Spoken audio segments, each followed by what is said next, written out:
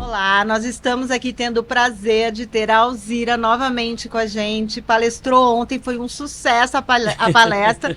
Pessoal encantado com tanta informação, com a forma como tu conduz e traz essa realidade desse novo varejo aí, que é o maior desafio, né? Para todo lojista. Então, Alzira, muito obrigada por estar com a gente. Eu que agradeço, estou muito feliz de estar aqui com vocês duas novamente, é uma honra para mim. Estou muito feliz com os feedbacks de ontem. Animada, porque eu trouxe muita novidade de mercado. Pensei que os lojistas e os compradores iam assustar, mas que bom que todo mundo gostou. Fico muito feliz. Obrigada pela confiança, viu? E queria que tu falasse um pouquinho pra gente aproveitar esse momento, mais esse momento contigo, compartilhar um pouquinho, de uma forma resumida, as principais dicas do que tu trouxe, que eu sei que tu montou essa palestra específica pra cá. Exclusiva aqui pra Fenin, né? Então... meu primeiro grande evento de 2025. Eu cheguei com o pé na porta, chave de ouro que a gente abriu.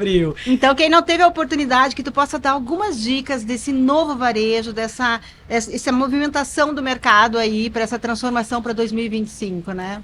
Então, Paty, Betânia, eu comecei ontem trazendo uma percepção que eu acho que é até um pouco da nossa troca da última vez, né? Que é para provocar realmente o comprador, o lojista de moda, sobre como o mercado mudou e a gente não pode ignorar isso mais. Então, hoje, né, a gente precisa olhar para qual é o caminho do futuro. Eu falei muito ontem sobre esse saudosismo que o varejo e que a moda tem, que acaba se tornando um vício, que fica uma ilusão de que o mercado vai voltar a ser como era antes. E não tá.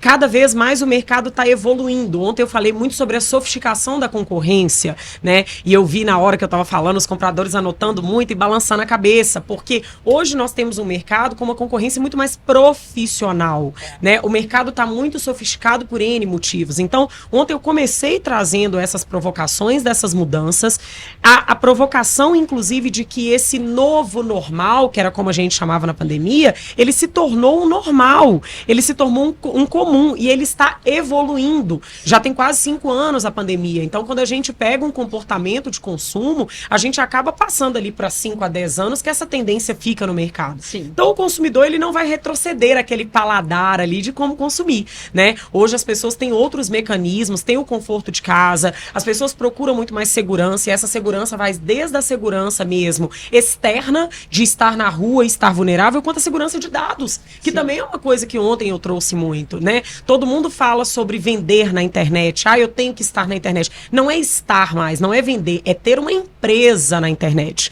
Então, eu comecei trazendo todo esse caminho, falei muito sobre as transformações do papel da loja física, que eu acho que é um outro lugar que a gente também precisa conscientizar. As pessoas ainda elas não entendem o porquê das coisas. E aí o que todo mundo quer é, então eu vou fechar a minha loja física e vou ter um e-commerce. Peraí. Vamos com calma, porque precisa entender qual é o novo papel dessa loja física, como que essa loja física vai complementar a jornada desse cliente no online, né? Nós estamos vendo um reaquecimento da loja física, mas para quem esse reaquecimento? Para quem está muito forte na internet. Claro.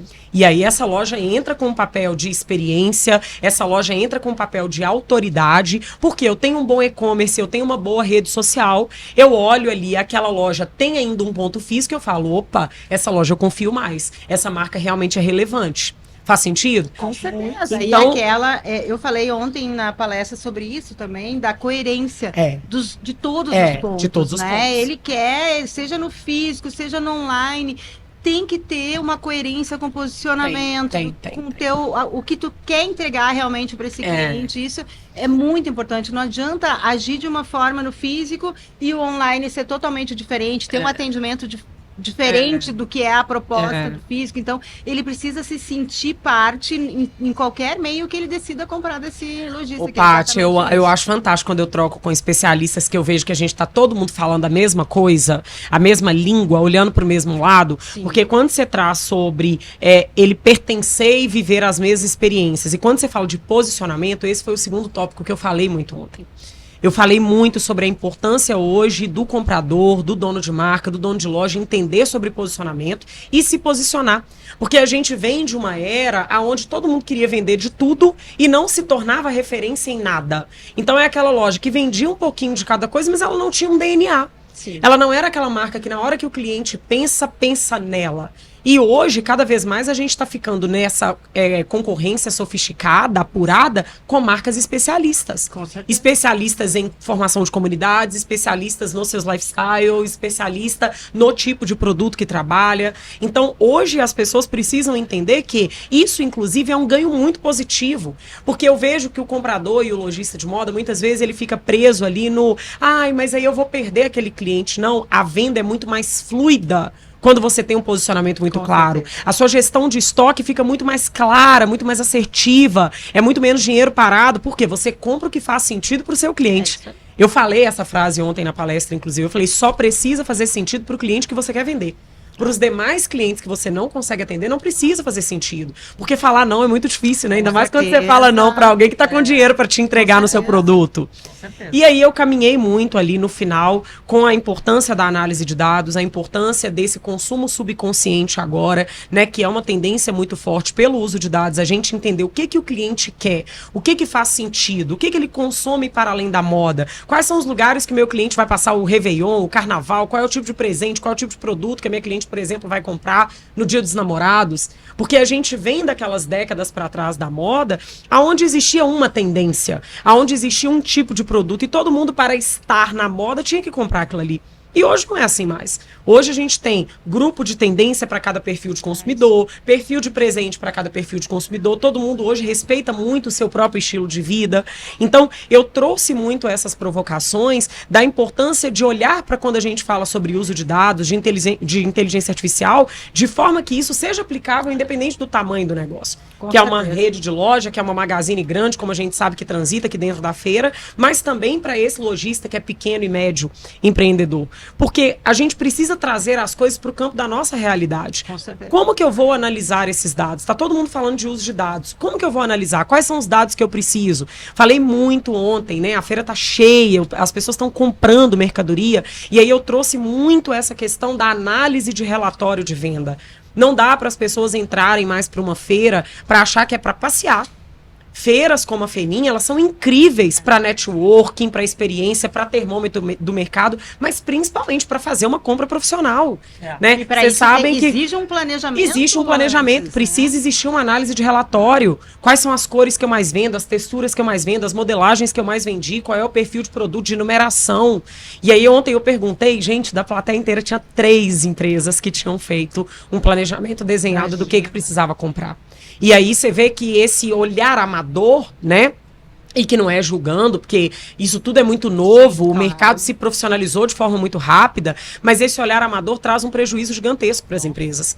Por quê? Qual é a vantagem de comprar presencial? Você faz uma compra muito mais assertiva, você tem acesso ao mostruário do fornecedor, você tem acesso, consegue fazer uma boa negociação, consegue criar relacionamento com esse fornecedor, consegue fazer uma boa curadoria, porque você tem uma feira completa com todo tipo de produto, e aí a pessoa vem sem o principal, que é o mapa da coleção dele. É verdade. Aí a pessoa fala, eu fui lá, mas eu não sabia o que comprar. Eu fui lá e não gostei de nada. Não gostou por quê? Porque você não estava com um direcionamento. Sim. Se eu preciso comprar produtos que são tons terrosos, porque esse é o carro-chefe da minha coleção de inverno, você precisa ter lá quais são esses tons terrosos, em quais texturas, quais foram as entradas de data, quando que eu vou trabalhar um produto mais leve, quando que eu vou trabalhar um produto mais pesado.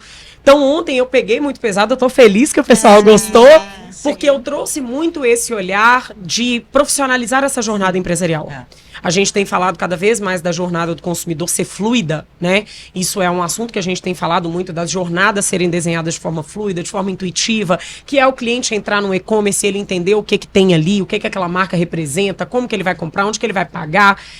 A gente fala muito dessa jornada, né, dentro da loja física, dentro dos pontos presenciais, mas a gente precisa falar dessa jornada fluida também para o empresário que está por trás do negócio. Com certeza. Porque se não há planejamento, se não há identificação de para onde o mercado está caminhando, fica todo mundo num caos. Sim. E aí fica num caos que chega num lugar que eu tenho pânico, que é a loja que não está vendendo porque não tem mercadoria. Porque não teve o planejamento de compra. Né? Então, ontem eu caminhei muito para isso e encerrei falando mesmo da importância hoje, muito por influência do consumo da geração Z, de criar essas comunidades de clientes. Então, quando você falou que também trouxe isso, eu queria que todo mundo que subisse no palco falasse sobre isso. Mas é muito interessante. Várias coisas que tu comentou agora, eu também apontei de uma forma... Eu levei uma apresentação inicial sobre insights de consumo, porque eu gosto muito de falar, eu acho que é fundamental. E eu falei muitas coisas relacionadas a isso que tu está falando, sabe? Trazendo de uma forma diferente, mas um dos pontos principais que eu acho que muitas vezes e eu gosto de reforçar isso também quando eu falo, que às vezes a gente apresenta um case, uma referência, e quando se fala de consumo parece que aquilo é muito distante. Mas não, aplica. Eu fechei ele falando sobre uma fórmula que talvez a receita... seria dar pequenos passos. Tu não precisa, tu é pequeno, te inspira e tenta identificar o que tu pode aplicar no teu negócio, como analisar esses dados, como coletar esses dados do teu consumidor para entender ele melhor e poder ser mais assertivo, mas dá um início, né? Então eu acho que, falando de uma forma geral, eu acho que o mercado, ele mudou completamente, né? E ele está evoluindo, bem como tu começou a falar, ele está evoluindo absurdamente, e desde o pequeno até o grande, se ele não acompanhar e não fizer o dever de casa, que é um bom posicionamento definido, o DNA com o propósito do que tu quer entregar, seja uma loja ou uma marca, esse é o dever de casa que já deveria ter sido feito há bastante tempo, né? Então, sabe o que eu vejo, assim? Isso é até a hora que eu pego pesado. Porque as pessoas têm mania de colocar metas inatingíveis. Então, quando a gente fala de comportamento do consumidor, a pessoa fala, mas isso está muito distante. Isso é até uma sabotagem, vamos dizer assim. Para quê? Para ficar naquele lugar de conforto. Quando, na verdade, eu tenho batido cada vez mais na tecla do básico bem feito, do arroz com feijão bem feito. O mercado não tem espaço para quem é amador mais. Então, tá muito distante. E hoje, eu falei isso na última vez que eu participei aqui, que eu sou uma otimista sempre do mercado. Eu olho para o mercado sempre com um olhar de evolução. Eu não olho para o mercado com um olhar de desafio. Esse desafio é para evolução. É para a gente dar passos cada vez mais profissionais, mais lapidados, mais seguros. E quando a gente falava de comportamento do consumo, de projeção, realmente as coisas demoravam a chegar. Realmente não era acessível para o pequeno e médio empreendedor. Hoje tudo é acessível. Hoje, quando eu falo de dados, eu não estou falando do dado mais robusto que uma empresa gigantesca asiática vai usar. Eu estou falando da pessoa saber usar as ferramentas da própria rede social, do próprio Meta, do próprio gerenciador de anúncio. Exatamente. Os dados que ela pode ter um sistema na loja dela ali de R$30 mês. Que é acessível, eu comentei isso. E que é acessível. E que nós... com a inteligência artificial tem diversas ferramentas acessíveis de gestão que ele pode dar um primeiro passo. Isso aí. E barato, gente. Porque a gente que é velho de mercado, somos jovens, mas somos velhos de mercado, a gente viu um mercado onde isso tudo era concentrado na mão só das grandes empresas. Com certeza. Né? Informações como a que você trouxe ontem, como as que eu trouxe ontem, são informações que ficavam retidas nos grandes grupos. Né? Então, assim, as pessoas olham para o lugar e falam, tudo agora é muito mais difícil. Não, tudo agora é muito mais facilitado. Porque agora você não tem que empreender pela intuição. Agora você tem dado, agora você tem suporte, agora você tem sistema, você tem tecnologia a seu favor, você tem um cliente que te entrega informação. Então, eu olho muito para esse lugar e ontem eu trouxe muito essas provocações, porque as pessoas falam, e-commerce é muito difícil para mim. Mas aí eu pergunto, quantas vezes você faz live na sua loja na semana? Nunca fiz live. Então você está atrasado 5 anos. 5. Porque eu, Alzira, faço live há 8 anos, semanalmente no meu Instagram. Então, e é porque é só os visionários? Não.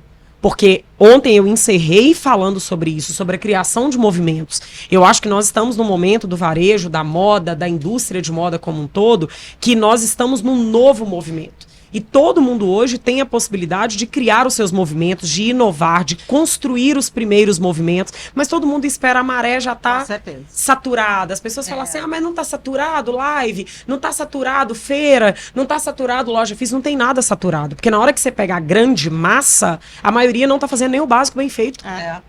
Então, quais são os movimentos que nós estamos vendo? O movimento agora cada vez mais é para uma venda integrada no online, é para uma jornada com mais tecnologia. Você vai esperar o mercado estar todo de fato saturado daqui 2, 3 anos, porque agora esses comportamentos não demoram 10, 20 anos.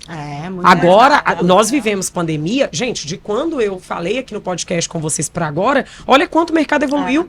Não tem um ano, não tem nada. Tem 6 meses. 6 meses. 6 meses. E a gente já vê uma mudança, inclusive no comportamento do comprador. É. Eu cheguei aqui hoje de manhã e falei, gente, tô muito feliz porque tá todo mundo comprando, todo mundo dentro do showroom, Cheio, realmente fazendo seus pedidos, fazendo suas compras. Por quê? Porque o empresário que tá atento para onde o mercado tá caminhando, ele também tá ligado nisso. Quantas alunas eu tenho que não faturaram 3, 4, 5 vezes mais no final do ano porque não compraram mercadoria? Pior. Isso dói meu coração. Por quê? Porque isso é falta de análise. Se você analisa, você sabe, peraí, eu tenho que subir mais tantos por cento na minha compra aqui. Eu tenho que investir mais X%. Então, hoje, o mercado acelera 10 anos a cada ano. Não dá mais para as pessoas normalizarem, ficar naquela zona de conforto desconfortável. Que é uma zona de conforto desconfortável. É o seu cliente que está desaparecendo, é a sua concorrência que está cada vez mais apurada, né? É toda a transformação do mercado que vai minando a lucratividade dessas empresas, porque eu sou uma embaixadora que lojista de moda e que comprador tem que ter lucro, né? Todo mundo da cadeia tem que ter lucro, mas o lojista era viciado nessa coisa que é aquilo que a gente estava fofocando aqui um pouquinho, sobre essa percepção de, eu empreendo pelo ego, por um status. Não! Nossa turma trabalha muito, é negócio, é visão de negócio. É verdade. Então foi isso tudo que eu falei ontem sem parar. Eu fico com o coração partido, porque eu poderia ficar aqui a tarde toda. É muita informação. Mas eu quero te agradecer, né, por essa parceria, por esse conhecimento gigantesco que tu compartilha, mudando a vida das pessoas, e a gente viu isso ontem, né? As pessoas te buscam, te seguem, te escutam. E a gente precisa evoluir, o mercado precisa de pessoas. E quando a gente definiu o tema para as palestras, para o próprio podcast aqui, a gente pensou em varejo na prática, justamente por poder levar, né, a prática, o conhecimento, a expertise de quem está ali, né? Quem está ali fazendo acontecer e trazendo resultados, e é óbvio que você não poderia faltar aí, foi a primeira pessoa que a gente pensou, a Alzira, né? tem uma escola, né? Entre todos os outros profissionais, a Alzira, pela segunda vez, ela foi a nossa... Tem a escola no Brás. Tem uma escola no Brás, agora física, além da escola EAD, né? Que a gente já tinha com o aplicativo, com tudo ali, da estrutura do ensino à distância, com as aulas semanais, com módulos de conteúdos, com outros professores. Eu sigo ainda amando lecionar, então eu ministro 97% da grade da escola, mas agora também temos a escola física, que fica lá no Brás, dentro do Megapolo Moda. Então, inclusive, as senhoritas estão me devendo uma visita pra gente brindar. E o objetivo da escola, e temos recebido turmas maravilhosas, tanto do atacado quanto do varejo, é realmente continuar transformando o varejo de moda brasileiro. Eu vejo cada vez mais esses resultados, como impacta no todo, né? A nossa cadeia emprega muito. Então, o meu foco é realmente profissionalizar cada vez mais esses empresários, os colaboradores, os gestores, a indústria como um todo, para que a gente volte a ser cada vez mais um mercado feliz. Com certeza. Muito obrigada. Obrigada a vocês. É uma honra estar aqui. No próximo eu quero vir com muito tempo pra gente gravar um podcast de horas. Porque aqui a prosa é boa. Obrigada, meninas. Um grande beijo. Tchau, tchau.